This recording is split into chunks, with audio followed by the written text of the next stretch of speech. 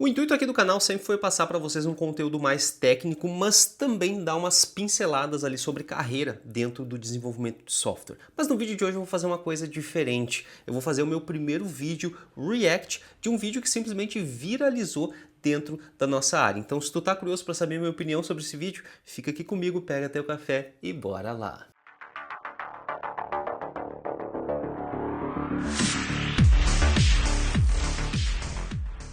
Fala galera, Henrique Jareta por aqui, e no vídeo de hoje vai ser o primeiro vídeo sobre um react, né, que eu vou fazer um react aqui de um vídeo que viralizou dentro da nossa área, que é o vídeo do Rafael, onde ele expôs a insatisfação dele dentro do ramo de desenvolvimento de software. Então eu vi vários outros criadores, inclusive amigos, fazendo esse tipo de vídeo, então eu também pensei em colocar minha opinião aqui sobre o vídeo do Rafael, que como eu disse é esse vídeo que ele demonstra a insatisfação dele dentro da área. Então, sem mais delongas, bora para a tela do meu computador para fazer uma análise, né, reagir sobre esse vídeo. Perfeito, então, pessoal, o vídeo que eu tô falando é esse aqui, do Rafael Romano, né, ele tem 8.000 inscritos, mas esse vídeo aqui, ele já atingiu mais de 460.000 visualizações, então com certeza foi um vídeo que viralizou. Aonde ele fala, sou o único programador fracassado nessa, né, não posso falar esse nome, não é possível. Então, como eu disse, esse vídeo aqui ele fala sobre a insatisfação dele dentro da área, e se a gente for olhar aqui os comentários, tem realmente muitas pessoas que simpatizam com essa opinião dele, né? Finalmente um cara normal, uma opinião sincera sobre dev, tem outras aqui, comparação é o maior ladrão de felicidade, enfim, tem várias pessoas aqui que colocaram seus comentários, né?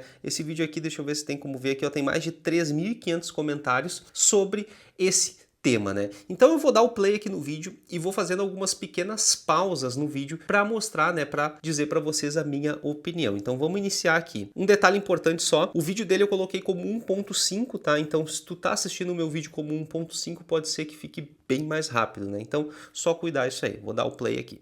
Fala, gurizada. E aí, será que tem como o cara ser um fracasso sendo programador? Bom, para quem não sabe, eu tenho um trampo fixo, né, que é de programador. Sou desenvolvedor back-end. No momento trabalho com a linguagem de PHP. E eu sei que atualmente o mercado não está muito bom, né? Passou aquela festa lá da pandemia e muita gente está sendo mandada embora e tal, mas enfim, né? De qualquer forma, no geral paga bem, tem muitas vagas boas. Esse é um ponto muito importante que ele falou sobre a reestruturação do mercado, né? Todos nós sabemos que no início da pandemia, basicamente todas as empresas tinham muita grana para injetar em projetos, e com essa quantidade alta de grana, logicamente eles precisavam de mais profissionais, o que deu, né, essa inflada, digamos assim, no mercado de muitos profissionais com salários muito altos. Depois que passou essa época da pandemia, esse período pós-pandêmico, as empresas começaram a demitir, né, a fazer essa reestruturação de mercado, que é o famoso layoff. Então isso não quer dizer que a empresa está falindo, isso não quer dizer que a empresa não vai contratar mais ninguém, não. É uma reestruturação de mercado que a gente sabia que isso ia acontecer. E como eu trabalho na área, eu tenho muitos amigos que também trabalham na área. E eu vou falar para vocês, eu devo ser o único programador fracassado que eu conheço. O que eu quero dizer com fracassado? Eu quero dizer que dos meus amigos que são programadores, o que ganha menos, ganha 3 vezes mais que eu. Um pouquinho mais até, um pouquinho mais. Esse é o que ganha menos.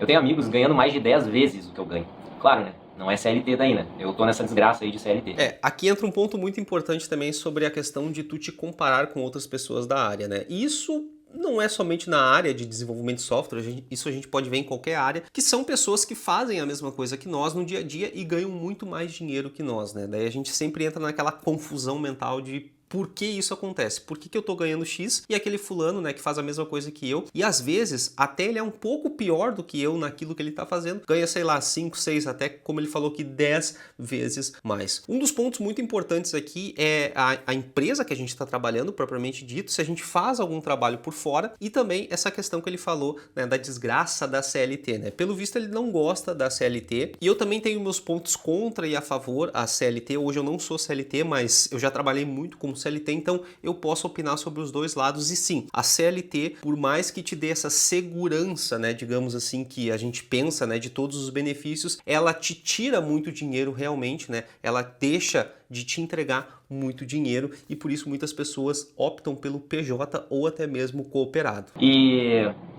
eu não quero desanimar ninguém com esse vídeo, até porque essa área é uma área que, mesmo com IA, eu não vejo que vai acabar tão cedo. Na verdade, o que o cara tem que fazer é se adaptar. Conseguir usar a IA justamente para aumentar a sua produtividade. E acredito que durante um tempo vão ser necessários programadores, até porque a gente tem aquela ideia de internet das coisas, né? Então cada vez mais dispositivos vão estar conectados, vão ter programação, então vai ser necessário gente trabalhando nessa área. Aqui outro ponto importante que ele falou sobre o IoT, né, Internet of Things, né, Internet das Coisas, onde ele citou muito a inteligência artificial, que a inteligência artificial não vai substituir, né, a gente tem que ter um pensamento diferente sobre inteligência artificial, a gente tem que se adaptar e usar ela a nosso benefício e não usar ela para fazer as coisas que a gente tem que fazer no dia a dia, né. Então a inteligência artificial vai muito num complemento de ideia, vai muito numa troca concisa, digamos assim, de informações, mas ela nunca deve substituir o nosso pensamento humano, né. E hoje ela também ainda não tem capacidade para isso, né, de pensar como um cérebro humano. Então a gente tem que ter muito cuidado com esse ponto de dizer que, por exemplo, eu não vou mais trabalhar com programação porque a inteligência artificial vai substituir todo mundo, e não é bem assim que funciona. Pegando o meu caso especificamente, não sei em que proporção isso acontece no mundo real, mas enfim, a minha amostra são amigos que eu tenho, e esses meus amigos ganham muito mais que eu. Eu sou o que tem o menor salário de todos. E não é de hoje que eu estou trabalhando nessa área, já faz mais de 10 anos e eu estou na mesma empresa há 7 anos, incrível que pareça. O que eu falei para vocês no início do vídeo, né, que a questão salarial depende muito da empresa, né? Então a gente sempre entra num dilema de, será que a gente consegue ganhar mais grana na própria empresa ou será que mudando de empresa a gente consegue ganhar mais grana, né? Então, esse ponto que ele falou que ele está há 7 anos na mesma empresa, isso já me diz que a empresa onde ele trabalha, que eu não sei onde é uma empresa que não tem uma expansão de cargos e salários, digamos assim. É uma empresa que tem uma baixa probabilidade de tu crescer lá dentro. Então tu entra com um salário, né? E como ele falou que ele é CLT, tem toda aquela questão do dissídio, né? Que, enfim, muitas vezes não cobre nem a inflação, mas tem toda a questão do dissídio, que esse dissídio vai ser o teu aumento anual. E é isso. Porque uma pessoa que está há 7 anos dentro de uma empresa e ainda ganha 10 vezes menos, digamos assim, que amigos que fazem a mesma coisa, talvez essa empresa não seja para essa pessoa, né? Talvez essa empresa seja uma empresa mais nível iniciante, tô começando na área, quero pegar a experiência, mas depois de 7 anos talvez tenha que pensar num plano melhor, mudar de empresa, enfim, ou abrir a própria empresa, não sei qual que é o pensamento dele. Por que eu tô falando isso aqui? Mas é para ficar um alerta, sabe? Certamente muitas coisas eu errei, né, na minha carreira profissional, e assim, para os padrões brasileiros, que a gente sabe que é um país miserável, o Brasil, e que as pessoas ganham muito mal, o que eu ganho já me coloca nos 30% mais ricos da população. Só que isso não é nada, a gente sabe, né, que na vida real, o que importa esses dados aí, o que o governo diz que é tu ser rico, né? E enfim, é óbvio que me causa uma frustração muito grande quando eu me comparo com amigos meus e eu vejo que eu tô muito longe, sabe? Mas eu sempre paro para pensar também o que eu fiz, o que talvez eu tenha feito de errado. E vou compartilhar até para ficar um alerta, para pelo menos não seguirem o caminho que eu segui, né? Um outro comentário aqui que eu tenho para fazer sobre essa questão de estar há muito tempo numa empresa e, enfim, não estar ganhando o salário que desejava, muitas vezes isso tem um vínculo com a própria linguagem que ele escolheu. No início do vídeo ele falou que trabalhava com PHP. Tem que fazer um estudo de mercado para ver se o PHP ainda está em alta para oferecer salários maiores, porque o que acontece? Quanto maior a demanda, maior o salário que tu vai conseguir receber. Quanto menor a demanda, muitas empresas, dependendo do ponto de vista da empresa, a empresa ela vai pagar mais porque é um profissional, digamos assim, que tem esse conhecimento que ninguém mais tem no mercado. Vamos pegar uma linguagem COBOL, por exemplo, que é uma linguagem antiga. Um profissional de COBOL, dependendo da empresa, ele pode ganhar muita grana ou pode não ganhar muita grana porque a linguagem já é uma linguagem mais antiga. Então, teria que fazer esse estudo, isso depende de empresa para empresa, mas teria que fazer esse estudo sobre o PHP, né? Como que ele está hoje no mercado. Quando eu comecei na programação, eu tinha saído da área do direito, né? Eu sou formado em direito, foi a primeira formação que eu fiz. E eu já sabia que eu não queria trabalhar nessa área. E eu comecei a análise de desenvolvimento de sistemas como uma forma de justamente me inserir o mais rápido possível nesse mercado. Só que eu tinha muita dificuldade com programação no início. Na verdade, fácil nunca ficou, né? Mas com o tempo tu vai começando a entender como é que funciona. E com a prática tu simplesmente consegue realizar o trabalho. Então, isso eu gosto de repetir sempre também. Qualquer um é capaz de aprender. Não quer dizer que vai ser fácil, mas que tu tem a capacidade de aprender, tu tem. Ponto muito importante que ele falou. Qualquer um tem capacidade de aprender. Não vai ser fácil, mas tem capacidade de aprender. Muitas vezes a gente aprende a fazer algo novo e para no primeiro obstáculo, no primeiro não entendimento, digamos assim, e isso não é para mim. Mas na verdade tu precisa ter um tempo a mais ali de entendimento, como a gente lida muito com lógica, matemática e várias coisas que englobam isso, a gente tem que sim ter um entendimento sobre como que as coisas funcionam e isso pode levar um tempo, mas sim, todo mundo é capaz de aprender programação. Bom, eu comecei a trabalhar já numa empresa que é muito desejada pelo pessoal da área de TI, que é a SAP, famosa empresa alemã, dona do maior ERP do mundo. E esse foi o meu primeiro trampo já na área de TI. Então isso acabou sendo um tiro pela culatra. Hoje eu enxergo dessa forma, porque eu era muito ingênuo na época, nessa parte profissional. Minha postura também no ambiente de trabalho não era muito boa ainda. E eu fiz um estágio lá de 2 anos, completei os 2 anos e infelizmente não consegui ficar. Inclusive eu tenho inglês fluente, né? Então, se vocês acham que não tem como o cara ser fracassado como programador tendo inglês fluente, tem como. Mas enfim. Vamos lá então, pessoal, alguns comentários aqui. Ele fez um estágio numa das empresas, como ele falou, uma das empresas mais cobiçadas, que é a SAP, né? Ou SAP, que é uma empresa aí mundial, tem várias e várias filiais. E é uma empresa que normalmente quando a gente começa a estudar TI é a empresa que a gente tem como foco. Porque dificilmente a gente vai ter como foco, começando a estudar TI, a gente vai ter como foco alguma outra empresa. Vamos supor Google, Spotify, enfim. A gente sempre pensa em empresas que normalmente têm uma filial aqui no Brasil, ou não estou dizendo que essas outras não têm, mas empresas de menor porte, digamos assim, que seriam mais fáceis da gente entrar. E aqui entra um ponto muito importante que vai de encontro à questão salarial. Por quê? Normalmente a gente divide empresas, né? Aqui eu vou falar sobre 2 grandes grupos, que é as startups, né, que são empresas que têm um alto investimento em grana para fazer o projeto, então são empresas que têm menos tempo de mercado, que têm investidores e esses investidores, digamos assim, bancam a empresa e com isso tem um tempo X para fazer cada projeto, né? Então normalmente, como eu falei, os salários são maiores nas startups, mas a tua segurança, digamos assim, de ficar, né, a tua estabilidade de estar na empresa é menor, porque a partir do momento que os investidores pararem de injetar dinheiro, essa empresa tende a fechar. E a gente tem um outro conceito que é o conceito das Big Techs, que são empresas que o salário pode ser um pouco menor, né, em comparação às startups, né, porque tem já um recurso de dinheiro um pouco mais limitado, porém, todavia, entretanto, são empresas que vão te dar uma estabilidade maior. SAP eu posso citar como uma delas, mas aquele muito bem falou que fez o estágio e não conseguiu passar no estágio, por quê? Por questões comportamentais ali, que nem ele falou, né, era muito ingênuo, ainda era muito imaturo, ele entrou na área e isso pode ser realmente um tiro no pé, tu entrar numa empresa gigantesca sem ter a experiência ainda, então dependendo muito da idade, ele está na faixa dos 20 anos, enfim, que é uma idade onde a gente começa a ter mais maturidade para o mercado de trabalho, então talvez ele tomou essa decisão e não foi uma decisão certa, como ele mesmo falou, que ele ficou 2 anos e não passou, né, não foi prorrogado esse período de estágio, período de trabalho dele. Infelizmente não consegui ficar e depois disso eu fiquei remando um tempo até conseguir um trabalho. Daí eu finalmente consegui um e inclusive fui efetivado nesse trabalho CLT. Só que o que acontece? Eu fui efetivado numa função... Bom, na minha carteira eles assinaram que eu era testador. Só que na prática eu era um gerente de projetos. E eu não programava nada. E aquela coisa, né, da empolgação do primeiro trampo e aceitando tudo que mandavam eu fazer, assumindo cada vez mais responsabilidades. E passou-se um ano e eles me deram um aumento. Só que esse aumento foi de aproximadamente R$100, uma coisa assim na época, o que me colocou numa faixa de desconto de imposto acima da que eu estava, então eu acabei ganhando menos do que eu estava ganhando antes. Bom, aí já começa as veias libertárias da pessoa, né? Eu fiquei tão indignado com isso, cara, que eu pedi demissão poucos dias depois. Provavelmente que ele não tá falando mais da SAP, né? Ele tá falando já do próximo emprego que ele teve e que foi um emprego aonde, logicamente, foi CLT, mas aonde ele teve um aumento de R$100, que foi um aumento que simplesmente subiu a categoria do imposto, né? Então a gente tem ali X% do salário que é pago de imposto, né, por mês, que é o imposto de renda, né, o famoso imposto de renda, e esses R$100 simplesmente colocou ele numa categoria maior simplesmente para ter mais descontos, né? É o que acontece muito com a CLT, por isso que eu tenho meus 2 pontos bons e ruins contra a CLT, e é o que ele está falando aqui. E o que aconteceu? Então, esse não foi o único motivo, né? Teve outro motivo também muito importante, que era o fato de que eu estava me afastando da programação mesmo, propriamente dita.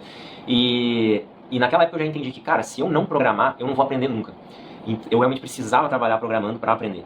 Então esse também foi um motivo bem forte para eu ter pedido a demissão, né? As coisas foram se somando. E aqui também ele está falando sobre o ponto de que a carteira dele foi assinada como testador, mas ele estava fazendo mais o papel de gerente de projeto, né? E a gente sabe que tanto teste de software quanto gerente de projetos não são profissões que bota a mão em código. Ah, Henrique, tem um teste de software, pode fazer teste automatizado, scripts? Pode. Mas o desenvolvimento em si não cabe nem ao testador e nem ao gerente de projetos. E foi o que ele falou aqui, que ele estava fazendo essa função mais gerencial, digamos assim, e tirando a mão do código, sendo que o código era o foco dele porque ele queria aprender a programar. Então isso gerou uma frustração. E depois disso, foi muito difícil eu conseguir outro trabalho.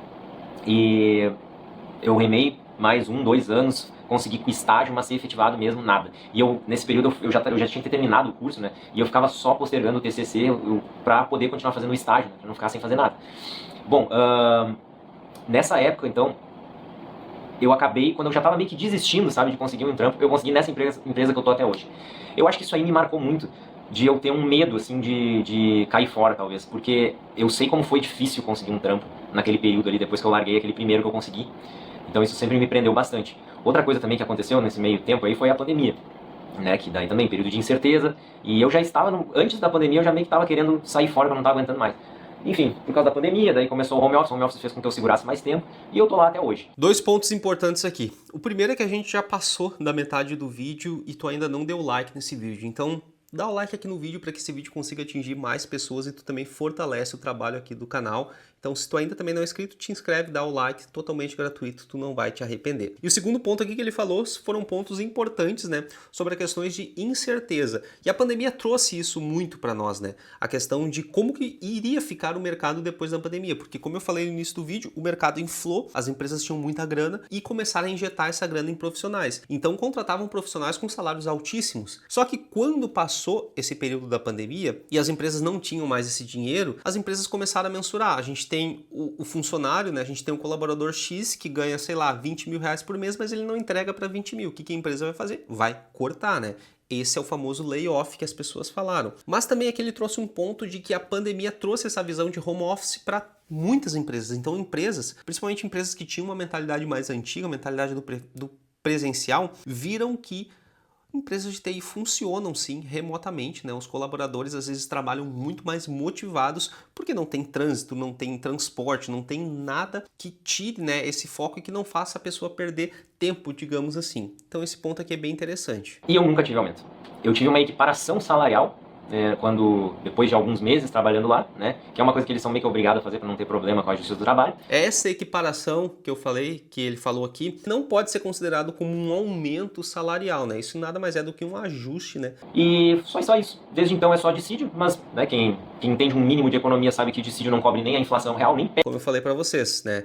O dissídio muitas vezes nem cobra inflação e com isso as pessoas pensam, eu tenho um dissídio, é um aumento de salário e eu tô bem assim, mas na verdade não funciona dessa maneira. Perto da inflação real. Então, basicamente o que eu ganho hoje é menos do que eu ganhava em poder de compra, né? Do que quando eu entrei na empresa, né? Um númerozinho aumentou, mas poder real de compra é menos. E eu já tô numa situação assim que realmente não dá mais, sabe? Não dá mais. E eu vou ter que arriscar outras áreas aí. Mas é isso. Eu sei que nesse período que eu fiquei ali, eu poderia ter me esforçado mais, aprendido outras coisas, perdi tempo, acabei ficando na zona de conforto. Então não façam isso, não cometam esse mesmo erro que eu cometi. Outra dica que eu coloco também é que eu trabalho numa empresa pequena, né? Empresa pequena e empresa grande, ambas têm pontos positivos e pontos negativos. E normalmente eles são opostos. Então, assim, óbvio que não vou falar que tudo é ruim, tem coisas boas, mas qual que é o problema? O problema é que não tem crescimento, não existe crescimento em empresa pequena porque os maiores cargos são a família dos donos. E é isso, né? Tu nunca vai...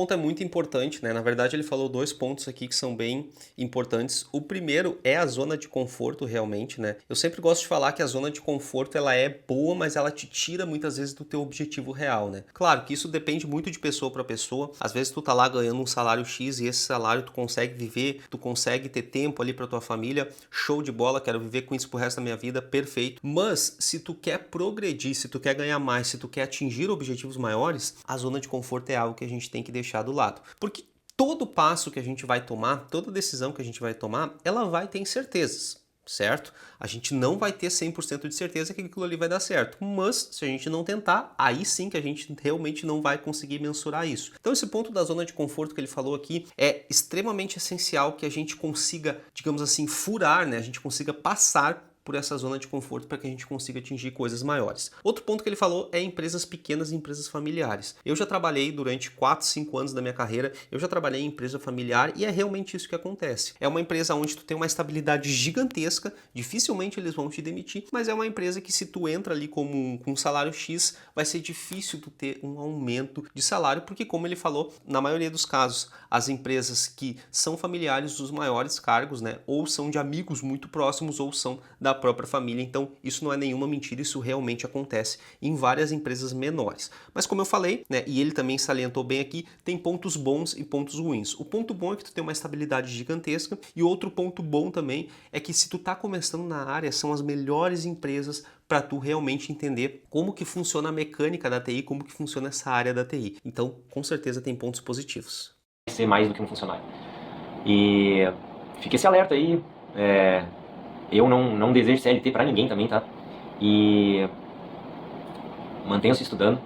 Arrisquem. Aqui é uma coisa muito importante que ele falou, que ele não deseja CLT para ninguém. Como eu falei, já falei várias vezes aqui nesse vídeo sobre a questão da CLT versus PJ, até penso em trazer um vídeo aqui pro canal sobre qual que é a diferença. Se vocês querem esse vídeo, deixa aqui nos comentários para eu saber que é um vídeo que vocês querem para eu poder produzir. Mas eu não seria tão radical a ponto de dizer, não vá para CLT. Não, eu acho que existem momentos, né? E quando tu tá começando na tua carreira, é bom tu entender como que funciona esse fluxo de CLT. Muitas vezes tu já teve outra carreira, que nem ele aqui, ele é formado em Direito, então isso mostra que ele é um cara que gosta de estar estudando e tudo, e talvez ele estudou essa questão sobre CLT e PJ, mas se tu tá começando na área, cara, vai num CLT, entende como é que funciona, vê todas as contribuições que tu tem que fazer para depois sim tu tomar uma decisão. Porque muitas vezes as pessoas dizem assim, eu vou ganhar 2.000 e vou ser PJ. Não, vai ter todos os encargos que tu vai ter que ter para abrir um CNPJ. Claro, eu posso abrir um MEI, mas o MEI não é escalável, né? Então vai chegar um ponto que tu já vai estar ganhando mais do que R$81 mil anuais, se não me engano, que é a taxa do MEI lá. Então tem que ter todo esse cuidado, porque vai entrar outros quesitos, tu tem que ter um contador, tu não vai conseguir gerenciar tudo isso, então entra alguns outros custos ali que o teu salário tem que custear. Então entende o que é a CLT, entende o que é o PJ, não odeie a CLT de primeira vista, assim, entenda, e depois tu pode tomar a tua decisão sobre CLT e PJ. Como eu falei, existem pontos bons, existem pontos ruins que fazem a gente mensurar essa questão de ser PJ ou não. Pense mais, porque eu segui o caminho mais da segurança e tô aí, né? Repetindo, amigo meu programador, que eu sei que é o que menos ganha, já ganha mais de 3 vezes o que eu ganho. Aqui, essa questão que ele falou da segurança é o que o CLT ele vai te trazer em aspas, né? A gente não pode se basear somente nesse pilar, mas que nem ele falou, um amigo meu ganha 3 vezes mais. Provavelmente esse amigo dele não é CLT, é PJ. E sim, gente, a gente tem uma discrepância salarial de dinheiro quando a gente fala de PJ e de CLT, isso é inegável. Só que a gente não tem a segurança, digamos assim, que o CLT nos provê. O que ganha mais que eu conheço é mais de 10 vezes. PJ, obviamente, né? Mas eu não quero desanimar ninguém, eu acho que tem oportunidades, tá? Só que o cara tem que estudar, tem que ir atrás e tem que se arriscar. E foram coisas que eu não fiz. E agora eu vou começar a tentar fazer. Mas eu admito, eu tenho um pouco de medo, porque aquela experiência do passado me travou muito, né? Eu sei o que é o cara ficar sem, não conseguir. Mas eu construí um colchão, mesmo sendo seletista, né? Construí um colchão que me dá alguns meses aí para eu conseguir arriscar. E é isso aí que eu vou fazer. Esse colchão aqui que ele está falando nada mais é do que uma reserva de emergência, né? Então, se a gente for seguir aí os estudos financeiros, né?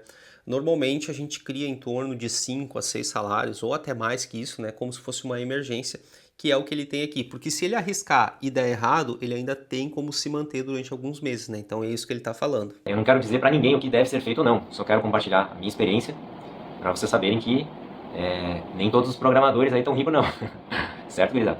Valeu! Perfeito então, pessoal. A gente assistiu aqui o vídeo do Rafael, que é um vídeo realmente onde, como eu falei, ele colocou a opinião dele, né, sobre a carreira que ele teve, sobre tudo que ele fez dentro da área. O que tem pontos muito importantes que a gente pode estudar, tem outros pontos que a gente pode melhorar. Então, eu também não tô aqui para julgar ninguém. Eu só fiz esse vídeo porque outros amigos criadores também fizeram e eu achei muito legal ver algumas opiniões. Como eu falei para vocês, eu não assisti todo o vídeo desses outros criadores porque, né, eu queria assistir o vídeo na íntegra aqui com vocês, peguei só alguns trechos ali, pequenos trechos, mas a gente já conseguiu ver a opinião do Rafael. E digo também pro Rafael, se esse vídeo chegar até ele, cara, podemos trocar uma ideia sobre carreira, eu adoro falar sobre carreira com as pessoas, então isso é uma coisa que a gente pode fazer lá no Instagram, me procura lá no Instagram, trocamos WhatsApp, cara, show de bola, vamos conversar sobre isso. E pessoal, eu espero que o vídeo aqui do Rafael também sirva de um alerta para vocês que nem tudo são flores, né? E isso é a mais pura verdade, assim como em qualquer outra área, nem tudo são flores, mas que a gente tem que estar atento aí a esses pequenos pontos aí da nossa carreira. Eu espero que tu tenha gostado desse vídeo de React. Se tu quiser mais vídeos de React como esse, deixa aqui nos comentários também para eu sempre trazer a minha opinião sobre outros vídeos. A gente sabe que tem criadores muito bons aí dentro da nossa área que só fazem React, não é uma especialidade minha, mas por que não, né, mostrar a minha opinião aqui sobre esses assuntos. Eu espero que tu fique muito bem, bons códigos, eu te vejo na próxima e até mais.